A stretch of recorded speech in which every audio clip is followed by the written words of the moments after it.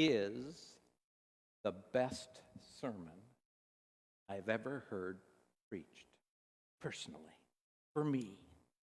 And it happened at seminary. I was at Perkins School of Theology in Dallas, Texas. And my favorite professor, my toughest professor, Dr. Schubert Ogden, was going to preach at chapel on Wednesday. Everybody was excited because he rarely preached at chapel, because he was always writing books that none of us could understand. But this Wednesday at 2 o'clock, he was going to preach. And so I bought a new notebook, because I thought, I'm going to take notes on this sermon, because I know it's going to be deep. I know it's going to have a lot of stuff in it. I know it's going to challenge my mind. And so I bought a notebook, and I'm sitting there about the third row. That's really the front row for United Methodists. You know that. And so I'm sitting in the front row, and Schubert Ogden comes out, and it's this scripture passage. It's the story of the Good Samaritan. We all know that story, right? It's a piece of who we are. By the way, not in all the Gospels. How many Gospels is the Good Samaritan in? Anybody know? Uno.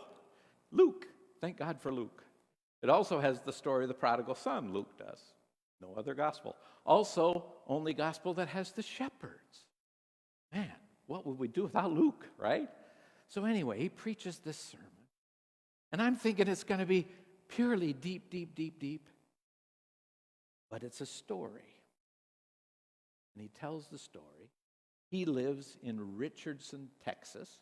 That's just kind of north of Dallas, Texas. It's right in Dallas, really, one of the suburbs there. At that point, it was kind of a ritzy neighborhood, great school system. And he works for the church sometimes to go do theological sessions at church. And so one evening, he was supposed to go down to Waco, Texas, and he was supposed to give a little thing on process theology that was going to put him to sleep, I'm sure. But anyway, he got down there, or he was going to go down there. And so it was about 5 o'clock, 6 o'clock. He headed in his car, a little Honda that he had. You know, seminary professors don't get paid that well, so he was driving a little Honda, and he was heading down the road, and he noticed that he was almost out of gas. And he was just on I-35, just south of the city of Dallas. And he was getting a little nervous about pulling over to a gas station in South Dallas, because that's the black part of the neighborhood. That's that part of the city. And so he's a little nervous about even going into a gas station there, but he pulls over, gets gas quickly as he can. He's telling us he's nervous. He's a little jittery about the whole thing, and gets back in the car, and he heads back on the road. But suddenly, when he gets on the road changes a bit. There's a bunch of potholes in the road, and the road seems to be deteriorating, and the neighborhood starts getting worse. And suddenly, pop! His rear tire goes flat. And he looks out, and it's right about evening, and I've been there, to South Dallas. And that's when the sugar babies come out, the prostitutes who are hooked on cocaine at that time. And they would come out to the streets about that moment. And they're noticing him too.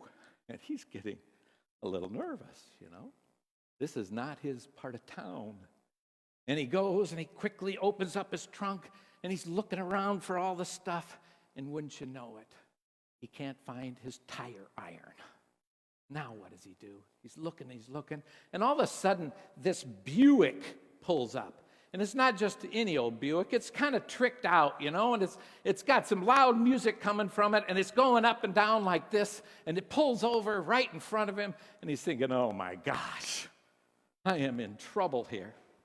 And so he makes sure when the teenager, 17-year-old, comes out of the car with all this loud music going on, that he shows his hands so he doesn't look dangerous. And this teenager comes up to him and says, hey, you look like you're in the wrong part of town, buddy. What's going on here? And he's getting even more nervous, right? And so he says, well, I can't find my tire iron. And he said, oh, well, let me check it out. And so this teenager comes out there, and he starts looking in the back of his trunk. And, of course, Schubert Ogden is thinking, what is he going to do to my car? And so he's looking, and he finds the tire iron. He said, well, I found that. But your real problem, he said, is your spare tire is flat. Oh, you've got to be kidding, Schubert says. But no problem, he said. Back at home, I've got to, we can fix this. My dad fixes cars, and why don't you just hop in with me, and we'll go home to my place. And he's going, well, what else do I do? So he gets in the car, and in the car, there are 3 other teenagers. And so there's a teenager in front, 2 in the side. They move over. He gets in, and the car starts going up and down, and the music is cranked. All that music is going crazy, and he's thinking, oh my gosh, where am I going now? And finally, he gets to this old house. There's an older man, a grandpa there, who's got a little old garage. He takes the tire, fixes the tire in about 15 minutes, puts it back in the car. They go back to his car. They insist that they can change the tire, so they all start changing the tire, and they get it all changed. And as soon as they get it all changed, Schubert is reaching for his wallet. Not because he's worried about it, but because he wants to pay him, because that's what we do. And so he reaches out, and he's got $40, and he takes the $40, and he said, here, there you go. And the kid says, no, I don't need your $40. Have you ever read the story of the Good Samaritan? I'm the Good Samaritan here. I'm just doing this out of my heart, man. Don't give me money. And so he puts it back in his pocket. He quickly gets in his car and takes off. And not 2 minutes later, that same Buick comes pulling up in front of him and pulls him over. And he says, and he comes back around, and again he pulls out his wallet saying, here, oh, I forgot to pay you. And he said, no, you're going the wrong way. I know you're going to Waco, but you're going the wrong way, buddy. You're going to be in real trouble in about 10 minutes. And so he said, why don't you follow me? And so he got in his car, and they turned around, and he followed him all the way to I-35, got down the road, and off Schubert went, going, whew. Right? So Schubert is talking and telling this story. He's thinking in his mind. By the way, right before he left, the kid pulls out, of all things, a business card. And the business card is actually to Wesley Rankin Community Center, where he works. And he says, this is where I work, by the way. And he said, I know who you are. And he said, how do you know who you are? Who I am? And he said, well, you're Schubert Ogden, right? You're from Perkins School of Theology. My pastor knows you. I'm a United Methodist. He's preached about you a couple times. And in fact, he's kind of mad at you for flunking him in systematic theology. But here's my card. He said, why don't you come by sometime after 4, because I still go to school, and that's where I work. Why don't you come by sometime, have coffee, or have a Coke?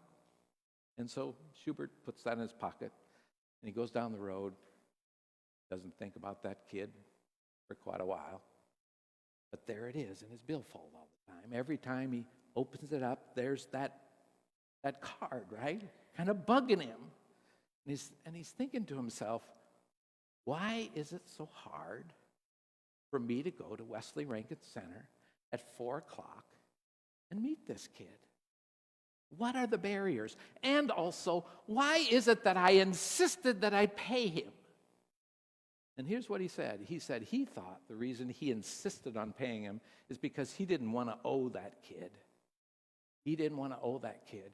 He wanted to keep that kid where he was, and he wanted to be on his side of the railroad track. Just wasn't willing to make that effort to go across. He just didn't want it. It was a way to build a fence, that money was. It was a way to put that guy in his place, and it was a way to keep Ogden in his place. So today, we're starting a whole series of ministries here, of worship services on neighboring. And I want you all to think about ways you could neighbor. There's so many ways you could do this. But I saw really cool on Snohomish Neighbors. It's a Facebook page. We have one in Woodinville here too. There was a group of neighbors I saw the other day that have actually torn down all their fences in their neighborhood. They've torn them all down. I mean, I think this is quite remarkable. And they put some picnic tables in the middle. And every week, at least once a week, they have a community meal back there. Sometimes they said it's come to twice or three times a week that they gather. And these folks have said it's changed, kind of, the way they think about the neighborhood. It's become more of a community than a neighborhood or a place. So I'm not asking you necessarily to tear down your fence, but I want you to think about some of the fences that you have in your neighborhood. They don't have to be physical. They can be mental. They can be economic. They can be, I used to be a adjuster for roofs. So I used to look at hail damage and look at roofs. And when I did that, I judged every person I saw by their roof. If they had cheap roofing, I thought they were cheap people. I mean, that's just what I turned into, you know. And we get that way, right? I mean, those are kind of the fences we put up. In my neighborhood, for instance, kitty corner to us, there's a couple that moved in from California recently, and they're of India descent. But recently we've seen a new poster put up on the corner. Can't remember, Cassie, what it says, but something about Viva and Truth, I think. And so we looked it up, and it's not something we agree with. So now there's the fence, that little sign, right? And is the fence put up by them? Maybe, but really it's my fence, right? So I'm struggling with how to reach across that 50 yards to get over and touch them, right? And to be a neighbor to them. So this is kind of what I'm thinking. I'm not asking you to go all the way down to South Dallas, by the way. I want you to think about walking around your own neighborhood and seeing it and looking at it like the Good Samaritan did, with eyes of compassion first. Man, that is hard, because my brain does the opposite. Eyes of compassion first. Just walk around it this week once and take a look, and just every house you see or every person you see, think about shooting them a prayer. I know that seems kind of ridiculous to think about shooting a prayer, but kind of just pour a blessing on them. You don't have to say it out loud. You can just say it internally, you know, and wish them good luck. Wish them a good day. Imagine what's going on in their household and pray for them. See if you can come up with a couple names of people in your neighborhood.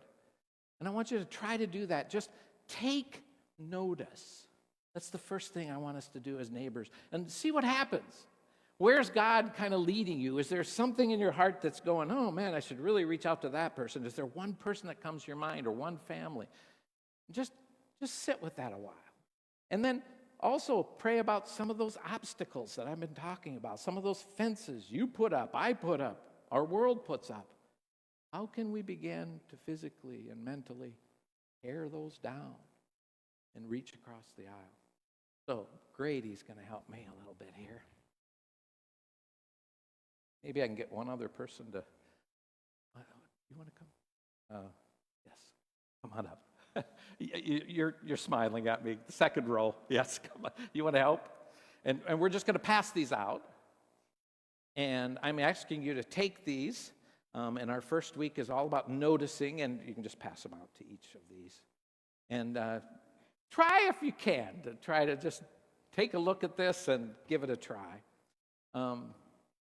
Sometimes we need something concrete, right? I mean, we have an idea, but this is a way to kind of make it concrete and put it in your hearts.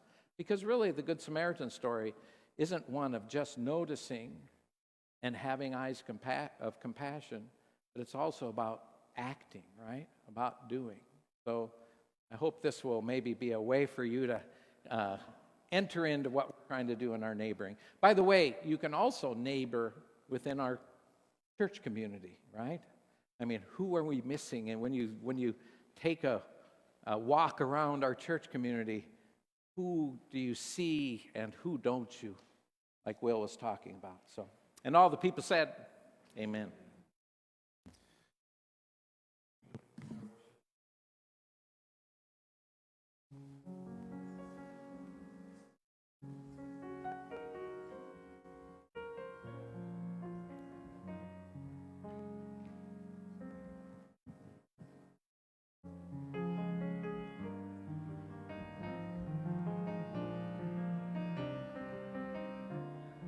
Take the offering. The choir will come up.